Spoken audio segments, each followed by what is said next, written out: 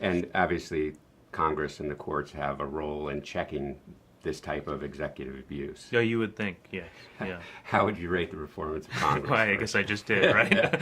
I think that both Congress and the courts have profoundly failed. I think that you have intelligence committees in Congress whose job it was to ensure that things like this torture program never took root, and obviously that didn't work out. The Snowden disclosures about out of control government surveillance, all of that is happening either despite or with the approval of the intelligence committees.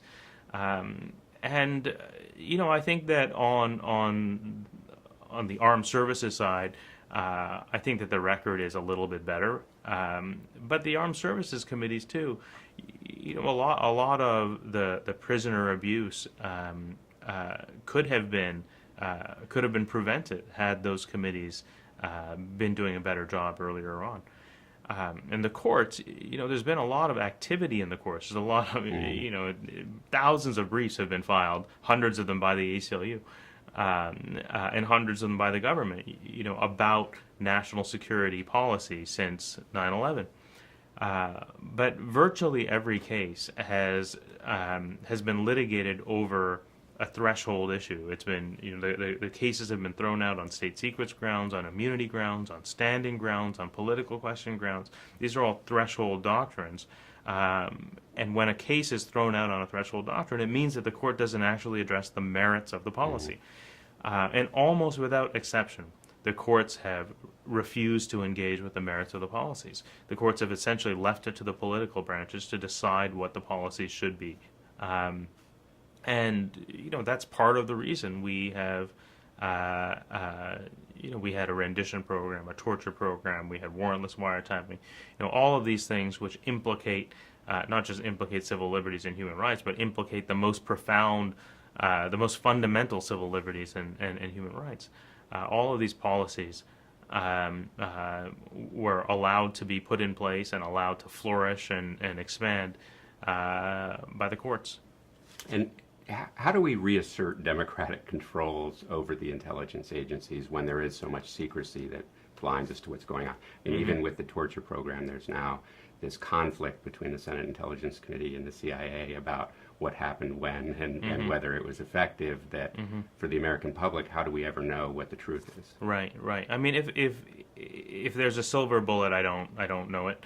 But you just then, I think, identified one way that sometimes the system can be made to work, and the incident that you're talking about is an incident in which the interests of the intelligence community, the intelligence agencies, and the interests of the intelligence committees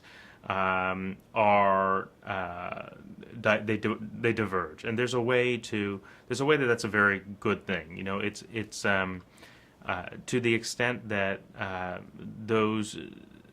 that the two political branches believe that what they're fighting about is the relative power of their own power vis-a-vis the other.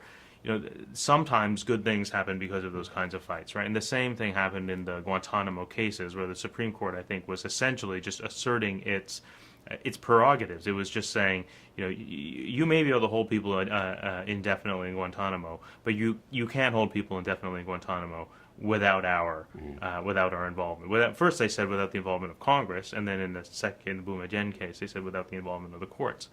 And that was really a separation of powers decision. It wasn't really about fundamentally human rights, but ultimately it had implications for the rights of people at Guantanamo. So sometimes institutional competition is the way that individual rights get preserved. That's the way it was set up to work. Yeah, I mean, that's not. I guess it's not a surprise. That That's how it. But I also think that on the surveillance side, I think where you have a failure of all three branches, and all three branches, in a sense, have an interest in defending that failure. You need a force from the outside, and whistleblowers have been an extremely important force from the outside. I mean, Snowden has had a huge effect on the surveillance debate. None of the reforms that we are now talking seriously about would have been possible but for the disclosures that Snowden made to The Guardian and The Washington Post. And while whistleblowers and other whistleblowers haven't had that degree of influence, I think that many of these debates have been driven by whistleblowers since 9/11. And one of the